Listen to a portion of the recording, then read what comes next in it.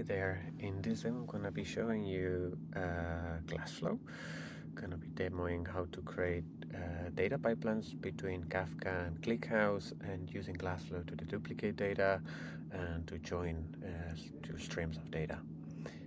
First of all, you can visit our GitHub repo where we have all the documentation you need to learn about GlassFlow. I've created a ClickHouse cluster in Altinity where we'll connect GlassFlow to, and I'll show you without further ado the demo code. In this demo, it is the Jupyter notebook of the demo. I'm going to be using local Kafka and ClickHouse deployed in Altinity. I'm gonna talk about the problem, the duplicating data with ClickHouse, or proposed solution, and also as an extra, how we can, with GlassFlow, you can also join streams of data into ClickHouse. So let's start by creating a table, an orders table in ClickHouse. Let's start doing that. Let's then generate some events and sending them to ClickHouse. We'll generate 100K events and with a ratio of 50% duplicates.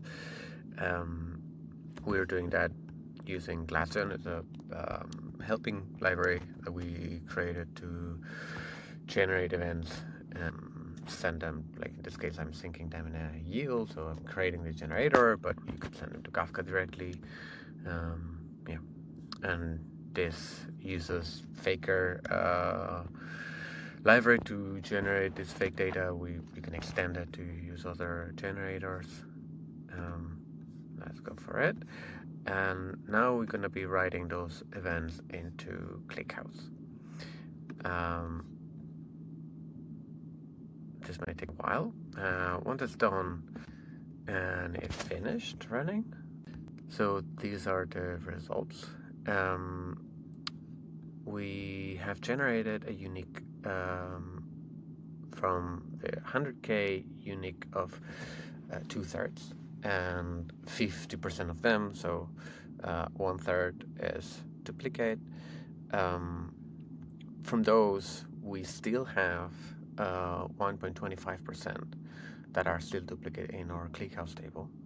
So ClickHouse performs the duplication, performs a merging operation while inserting data, which helps to mitigate the duplication problem. But as you can see, we still have 1% of duplicate records.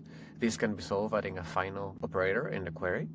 However, this performs a merging operation on query time, which can be expensive if you have a table that is much larger than what we have here right now. So what's our solution? GlassFlow solution is an open source product where we put between Kafka and ClickHouse. So ingested data from Kafka and syncs it into ClickHouse. The first thing that we'll do is start the Docker Compose. Here we have, I have cloned the repo, ClickHouse.tl repo. I go to the demos section and I do Docker up. And as you can see, it's creating a local Kafka setup in this case. And now we will create an extra table called orders GlassFlow.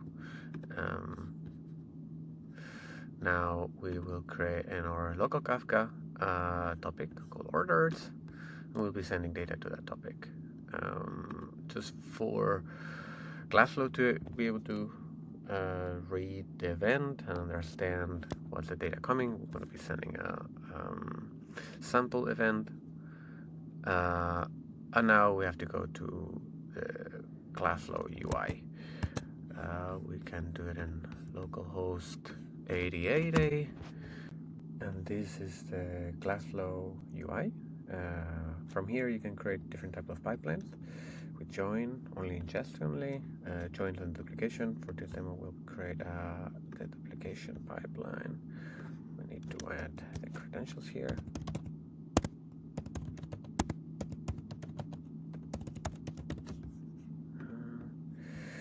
We have to select the topic. Now it's pulling an event, the event that we sent before, to understand what type of data we're dealing with. Now we have to select the duplication key and the time window for the duplication. In this case, let's say 1 day. Continue. I'm gonna be adding here ClickHouse credentials for Altinity. Continue. Now here we gotta select the tables. In this case, the GlassFlow orders table is the one that we are syncing to. We can modify a bit of sync parameters like batch size or delay time, like how long the batch will be waiting until it's flashed into ClickHouse. And now we have to map the fields from the Kafka topic into the columns of our ClickHouse table. I'm gonna quickly do that. As you can see, some of the fields have some errors in here. This means that the data type from the topic that we have selected here is not compatible with the definition data type, so we have to fix that. In this case, quantity is not a uint, it's a int 32, and price is actually a float 64. Continue. Here we have a summary of the pipeline. If we check everything and everything's fine, we can go for deploy. And the pipeline has been created and is active. Now if we go back to the demo,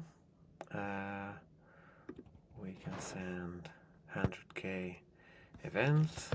Takes a while. The events have been sent, and now we can see how many of them are unique, how many of them are duplicated, and we get a 0% of duplication. So this is the result of using GlassFlow. Now, next step is can we combine two streams of data into a single table? The answer is yes, we can do that with GlassFlow. Let's create a third table called orders enriched, where we have data from the topic that we were using right now, the orders, and then we'll enrich it with user data. Let's create a table. Let's create a users topic. Let's send an example topic, example event, and let's go back to the UI to create a pipeline. Here we go. Right now we only can create one pipeline, one active pipeline at a time. So we need to delete the pipeline and go back to create a type pipeline. So let's create a join pipeline, add credentials again.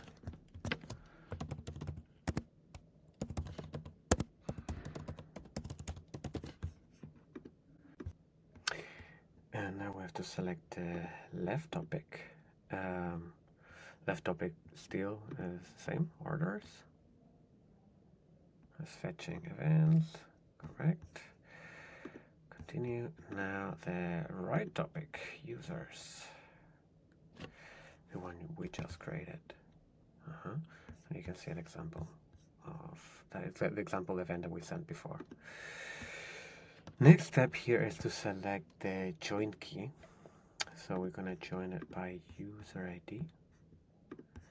And the join time window, we can say an hour in both cases. We continue. Again, we fill up the credentials for ClickHouse. Continue. And we select the table, orders enriched. And again, we do the mapping.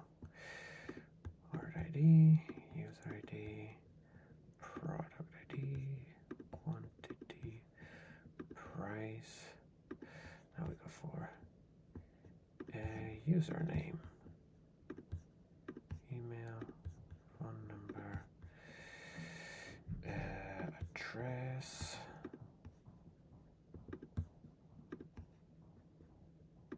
zip code, set the country, and finally the created at of the order. Again, let's correct the let's correct the data types.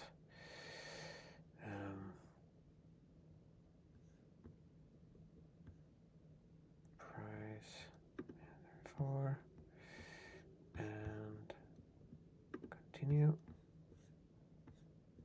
There we go. Now we deploy pipeline and it's active. Next step, we go back into the notebook and now we have to generate events. This is a bit more complicated, not massively complicated, but we are generating events for both streams, users, and orders.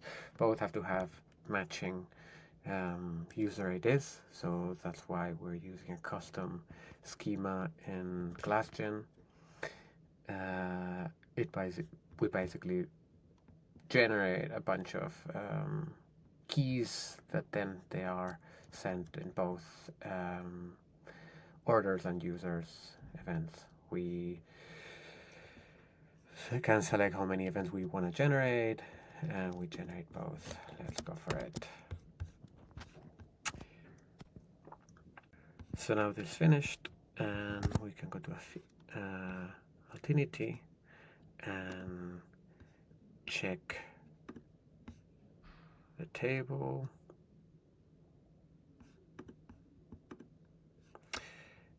There we go. So here we have a table with order ID, user ID, product, price, and quantity, and we also have the user data coming from the user data stream.